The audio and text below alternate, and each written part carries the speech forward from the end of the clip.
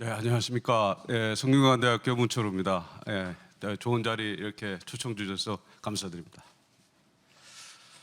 오늘 저는 ESG 투자와 신사업 전략 관련돼서 얘기를 해달라 이렇게 주문을 받고 왔습니다. 그래서 ESG 리스크 관리를 한다는 그런 차원도 있지만 ESG의 어떤 메가 트렌드가 바뀌니까 이걸 가지고 새롭게 사업과 연결해서 다시 한번 점프하는 그런 방안이 뭐가 있는가, 그런 사례가 뭐가 있는가 이런 걸 중심으로 말씀을 드리겠습니다. 저는 지금 한국임팩트그룹 민간자문단의 이사장을 맡고 있고요. 어떻게 우연히 작년 재작년에 하버드에서 ESG 관련된 연구와 강의를 하다 왔습니다. 그때 갔다 왔더니 지금 ESG가 막 얘기가 많이 되고 있어서 어떻게 보면은 럭키하다 그런 생각을 하고 있습니다. 근데 뭐 워낙 상황이 많이 빨리빨리 변하니까 저도 지금 여기서 쫓아가기 바쁜 그런 상황인 것 같습니다. 우선 엔진 넘버 원이라는 헤지 펀드가 엑산모빌, 조금 전에 변호사님 말씀 주신 사례를 간단하게 말씀드리는데 최근에 5월달, 6월달에 발생한 일입니다.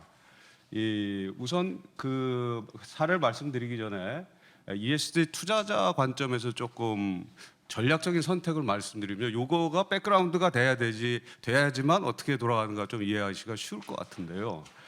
미국에 이제 잘 알려진 이 명문 대학 중에 이제 미들버리 칼리지, 우리는 많이는 안 알려졌습니다. 그다음에 이제 하버드가 있죠. 근데 똑같이 이제 저탄소 이슈에 대해서 학생들이 굉장히 강력한 데모를 합니다. 미들버리 칼리지는 이제 환경 관련된 연구를 많이 하는 학교일 뿐만 아니라 리버럴 아트입니다. 굉장히 어떻게 보면 좌파고 이런 그 운동권, 우리로 말하면 이런 게 강한 학교죠. 그래서 이 학생들이 데모를 해서 이사진 총장실을 점거합니다. 미국에서 잘 있지 않는 일인데요. 그래서 결국은 우리 이 대학에 그 재단이 있지 않습니까? 재단에서 탄소를 많이 배출하는 그런 회사에 투자하지 말라는 거예요, 학생들의 데모. 그래서 이거를 실행을 계속하다가 총장과 이사장이 결국은 손들고, 우리 재단이 지금 여기 나와 있지만 1 빌리언이거든요. 재단 이 투자액이요. 그러니까 우리 돈으로 1.1억이죠. 그래서 여기에서 모든 탄소 관련된 회사들 다 빼버렸습니다. 그러니까 이게 어떻게 보면 ESG 투자에서 말하는, 너희가 ESG적으로 문제가 있으면 우리는 투자 대상에서 빼겠다라는 거예요. 다이베스트먼트 전략입니다. 그런데 하버드는 똑같은 이슈가 있었어요. 학생들이 데모를 했는데 반대 결론을 내립니다. 우리는 이 탄소를 배출하는 업체들, 석유화학 업체들에게 투자를 계속 하겠다라는 거예요. 그렇게 결론을 했습니다. 학생들 데모도 더 심했어요. 게다가 액수는 44빌리언이니까 한 50조 가까이 됩니다. 그래서 왜 그러냐 그랬더니 하버드 이사진의 논리는, 우리가 가서 이사진에 앉아 있으면서 영향력을 행사해야지만 그 회사가 ESG를 더 잘한다는 거예요. 이거를 ESG 인게이지먼트라고 그럽니다. ESG 투자 쪽에서. 그리고 투자자 입장에서는 다이베스트먼트를 할지 아니면 이사진에 들어가서 저 회사가 ESG를 더 잘 따르게 압력을 행사할지, 이 두 가지 중에 선택을 하는 거죠. 이게 지금 ESG 투자 쪽에서 굉장히 중요한 대안으로 떠오르고 있고요. 근데 이제 기본적으로 지금 미국 월스트리트에서 ESG 투자자들이 얘기하는 거는, 우리는 다이베스트먼트보다는 인게이지먼트 쪽으로 가야 된다라는 압력이 심합니다. 왜냐? 기본적으로 논리는 이거더라고요. 여러분들 혹시 저 MBA나 경영학 배우실 때, 이거 죄송합니다. 제가 교수다 보니까 또 이론적인 얘기를 좀 드리게 되는데요. 여러분들 주식을 하잖아요. 주식을 할 때 투자 포트폴리오에 많은 주식을 담으면은 투자 전체적인 포트폴리오 리스크가 줄어들죠. 줄어듭니다. 그게 여기 그림으로 제가 가져왔지만, 보통 20개에서 30개 사이의 주식을 담아들면은 더 이상 내 포트폴리오의 전체 리스크는 줄지 않을 정도로 최대한 다운이 되는 겁니다. 더 이상 안 내려가는 부분을 시스테매틱 리스크라고 그래요. 체계적 리스크. 그래서 이 ESG 투자자들이 갖고 있는 생각은 뭐냐면, 우리가 엑슨모빌 안 좋은 회사다 이렇게 주장을 하면서 그걸 빼잖아요. 빼더라도 사실은 그 회사가 경제 전반에 만들어내는 시스템의 리스크를 없애는 건 아니라는 거예요. 우리 포트폴리오 안에서 뺄 뿐이죠. 그러니까 우리가 ESG를 향후에 정말 거대한 시대 정신으로 보고 그걸 위해서 투자한다고 봤을 때는 시스테매틱 리스크 자체를 줄여야 된다는 거예요. 즉, 이 사회에 앉아서 이렇게 하면 안 됩니다라는 주장을 계속 해야지만 여기 보시는 이 그래프에서 시스테매틱 리스크가 줄어들고, 그러면 시스테매틱 리스크가 줄어드니까 리스크 반영 수익률은 늘어날 거라는 거죠. 그래서 판을 그쪽으로 옮기는 게 ESG 투자자 입장에서 맞다라고 지금 생각을 하는 거예요. 그래서 여러분들이 잘 아시는 ESG 투자자 3대 기관이 블랙락하고, 요새 뭐 정말 초등학생 제 아들까지 블랙락을 하더라고요. 얘기가 많이 되고 있습니다. 그다음에 스테이트 스트리트, 뱅가드, 이 세 가지가 ESG 3대 투자 기관인데 미국의 20%의 투자액을 좌지우지하는 사람들입니다. 근데 이 사람들의 특징은 뭔지 아십니까? 이 사람들의 특징은 액티브 펀드가 아니고 패시브 펀드예요. 액티브 펀드는 잘 아시겠지만 우리 저기 여의도에서 그런 펀드 매니저도 많지만 이 주식 꼭 사십시오. 내가 이 펀드를 하는데 이 주식 사갖고 돈 많이 벌어드립니다. 이거는 액티브인데, 패시브는 뭐냐면 과거에 20년 동안 봤더니 액티브 펀드 매니저 피는 많이 가져가지만 결국 수익률에 있어서 지수를 못 따라가더라는 거예요. 지수를.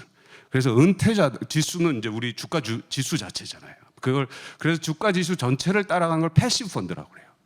근데 ESG 투자를 이끌어가는 사람들은 다 패시브 펀드예요. 즉 S&P 500, 500개 기업의 지수를 다 담아갖고 은퇴자들의 은퇴자금을 관리해 주는 데들이에요. 여기가 전체의 20%를 좌지우지합니다.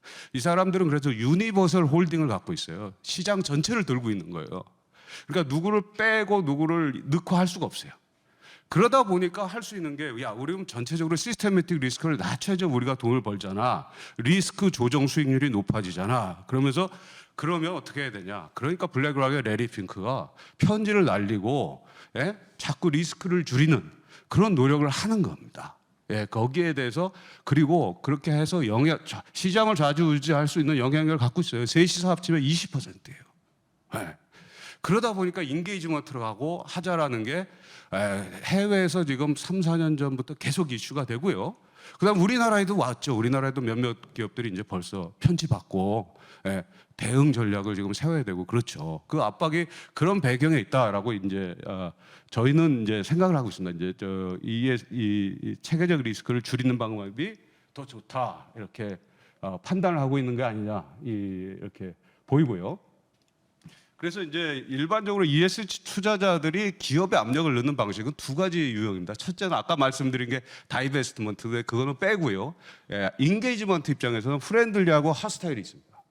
프렌들리라는 건 우호적으로 편지를 날리면서 이렇게 해봅시다 하고 제안을 하는 거고, 그다음에 쉐어홀더 프로포잘은 구체적인 제안을 하는 거예요. 예컨대 자나 파트너스라는 ESG 투자자가 있는데요.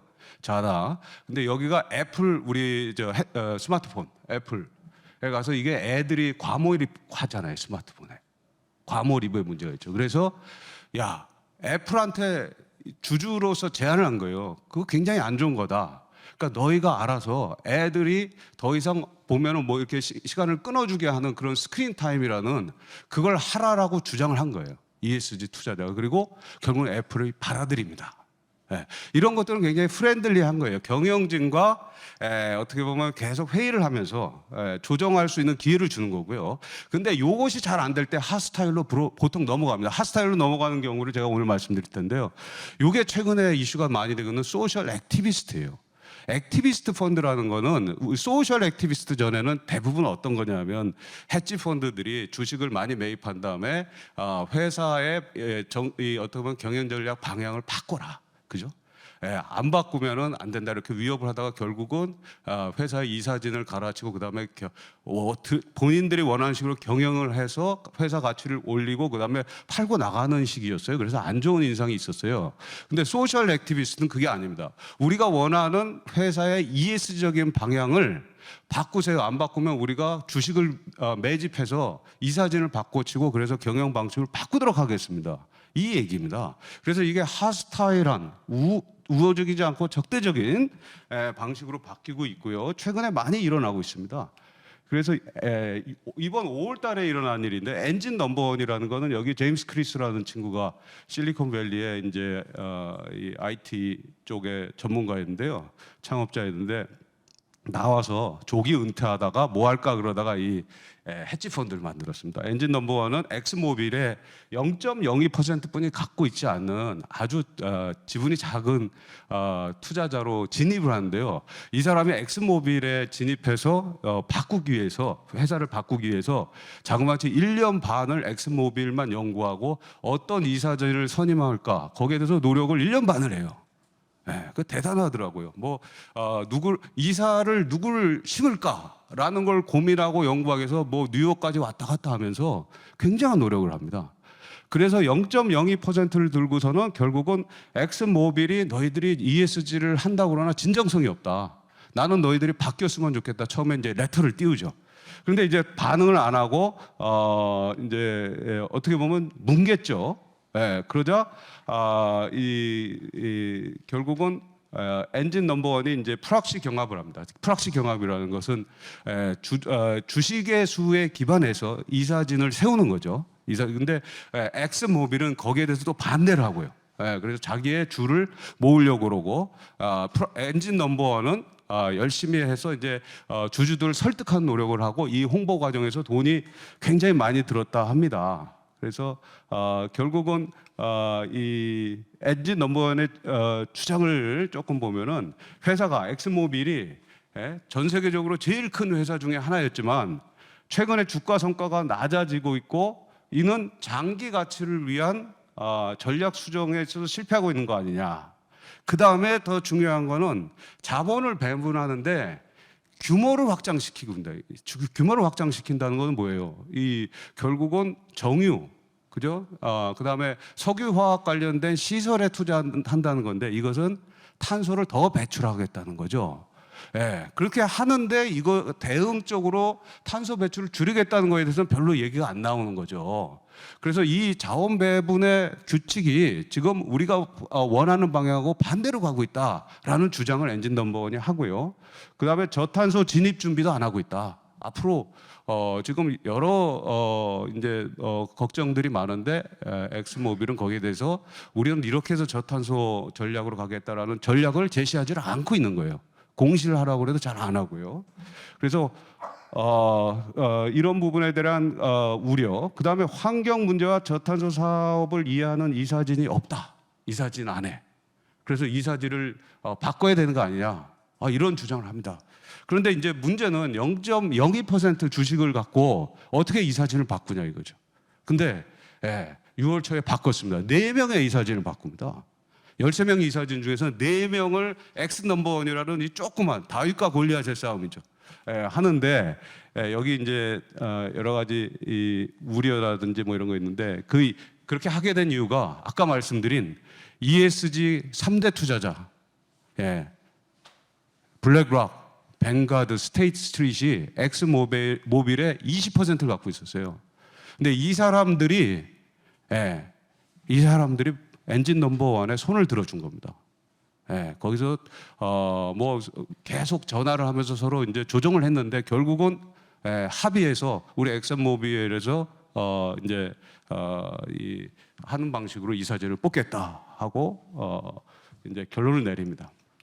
요 뭐 기타 다른 문제들은 조금 그거 하고요. 저탄소 궤도 진입이 예상되는 부분, 석탄 생산량이 예측이 계속 하강한다. 이거는 뭐 이제 잘 아시겠지만 2010년에 석탄 산출 예상량이 맨 위에 그래프인데 별로 안 줄 걸로 보이고, 근데 12년, 14년 하면서 20년 되면서 석탄 산출의 양이 굉장히 줄어들 걸로 우리의 예측치가 지금 계속 바뀌고 있죠.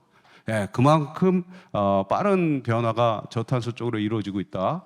그리고 이런 얘기를 합니다. 이게 지금 해외에서 나오고 있는데 국제적으로 합의되는 지금 파리 협약이나 넷제로 2050이나 이런 것들을 쭉 보면은 이거를 다 맞춘다고 그랬을 때 30년 후에 우리 증권 시장에 상장된 회사 중에서 석유 회사는 없을 것이다라고 얘기를 해요. 이대로 계속 가면 다 상장 폐지를 해야 된다는 거죠.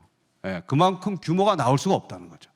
그래서 이게 만약에 그렇게 과연 될 수 있느냐, 이 시나리오가 핵심인데, 우리가 저탄소 경제로 가요 패러다임으로 가는 그 시나리오가 핵심인, 되냐 안 되냐가 핵심인데, 20년 후에 30년 후에 그것의 결정 변수는 저희가 보기에는 두 가지예요. 첫째는 신재생 가격이 경쟁력이 생기냐, 충분히 떨어질 수 있느냐, 기존보다. 이게 왔다 갔다 합니다만은 어떻게 갈 거냐, 신재생 가격과 대체제로서.